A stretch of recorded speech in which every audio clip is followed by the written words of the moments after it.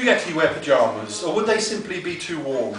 Would they need a large umbrella if they were caught within a storm? Would they wear nothing more than socks in the deepest midst of winter? Would they view a bedroom farce, or are they far more into Pinter?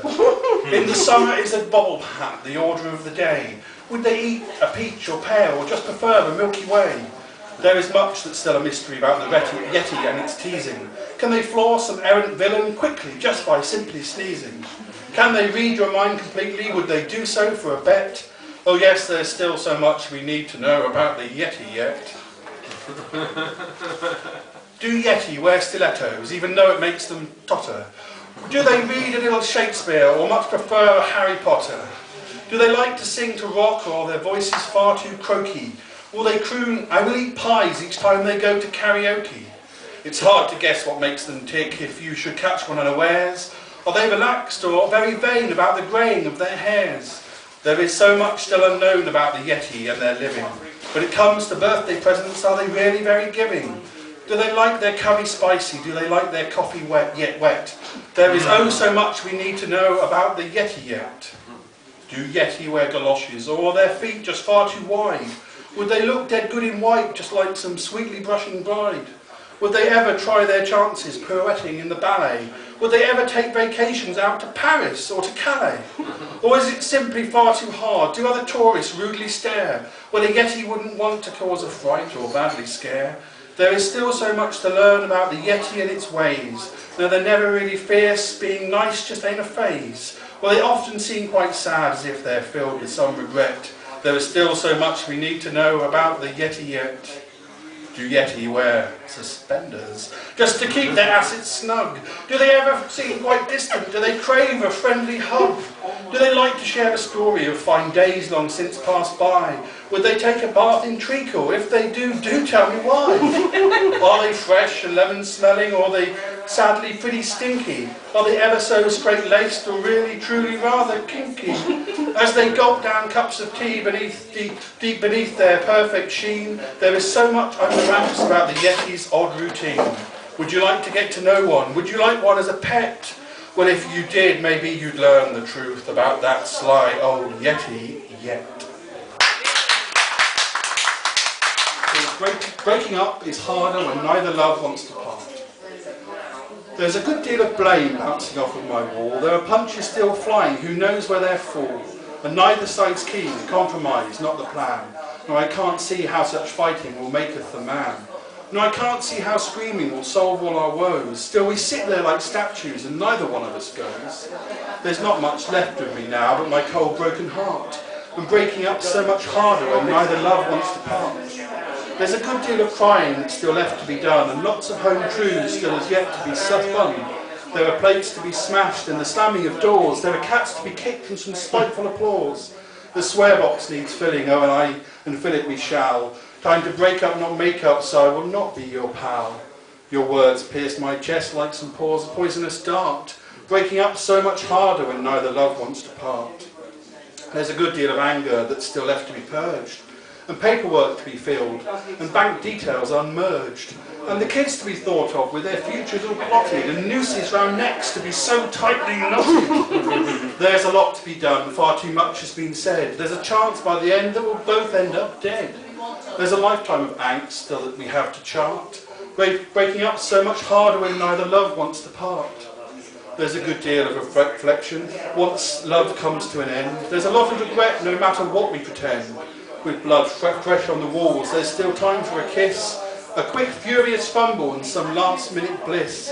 It's all fuel for the fight, it's a terrible strain, until we both end up wishing we were back together again. The pathway of love loops back round to the start, breaking up so much harder when neither love wants to part. With a little hard work, if I mend my sad heart, that it won't seem so bad, we both have to part. One as well, stand up. Go on, go on, encore. Go on, you know you want to. Go on. It's called the stand-up chameleon. The stand-up chameleon, he just merges in, a beer-sozzled comedian, in his tail soaked in gin. He's a pun-pulling purveyor of words drenched in mirth, but he's lost in the background. He's been like that since birth. The stand-up chameleon casts adrift in the crowd. When he needs to stand out and be verbose and loud, when he needs to be noticed, seems he simply gets lost, and no one is laughing. Such a terrible cost. The stand-up chameleon, he'd like to shine bright, to stand out on the stage maybe 10 feet in height. But it's just more of the same, just some showbiz has-been. Seems the worst comments he gets is that he's simply routine. The stand-up chameleon just ain't funny enough. His words cobbled together and a bit off the cuff. He tries wearing a wig, even sticks out his tongue. For crimes committed to comedy, he may one day be hung. The stand-up chameleon, he won't get no applause. The bears and the crowds will not clap their paws. The laughter won't calm, it won't rattle the rafters. He's just melting away, won't qualify for the BAFTAs. The stand-up chameleon, he meekly blends in. He must sometimes wonder why he ever went in for this lifestyle of laughter to this giggle-starved place. The only thing folk find funny is his sad, ugly face. Thank you. And read one last poem before we read. This is called She Never Had Any Luck. She never had any luck with her men. She kept choosing bounders again and again. She wanted a bloke with a nice pair of thighs, an objective she never tried to disguise. She'd have these mad flings, she'd have these to-dos, only wanted a fella to help fix a fuse. She never had any luck with her men. One dressed as a chicken and nicknamed her hen. They were all off their nut in one way or another. One of those guys even fancied her brother. Another robbed banks as a job 9 to 5, but got shot by the mob, then no more was alive. She never had any luck with her men.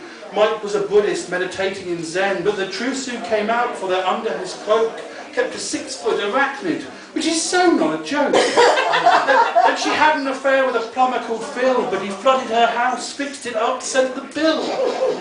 No, never any luck with her men. If she would settle down, we just wondered when. She dated a gardener who grew her rose, hung out with a fireman for his nicely sized hose. Had a thing for an actor because he faked it so well. Once an expert in feet, when her toes they did smell well.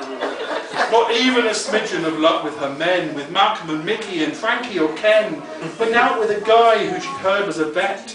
Vetted mail order brides for rich shakes on the net. She dallied with doctors after catching a cough. Dated a beekeeper, but quite soon he buzzed off. No luck there at all with her long list of men. Her oldest amour was 110. She went out with tall blokes, she went out with small, with fat and with thin. She had such a ball. But one day it all ended. Her heart stopped quite broken. A sad tale, but quite true is this tale that I've spoken. No, she never had any luck with her men. Inscribed on her tombstone in bright felt-tip pen. She thought she could cope, but quite sadly she couldn't. It used to keep going, then one day just wouldn't. Yes, she was curiously fated, she never had luck. Finally meeting her angel once heartbreak it struck. Oh, so to her life then a solemn amen. Alas to her bad luck and poor taste in men. And there'll be more videos coming up soon. And do you have some surprises planned for the I have some surprises. I have a cover version coming up. Ooh, I can't say any more. Is it Girls Loud? It's not Girls Loud, not this time. I'm leaving. That's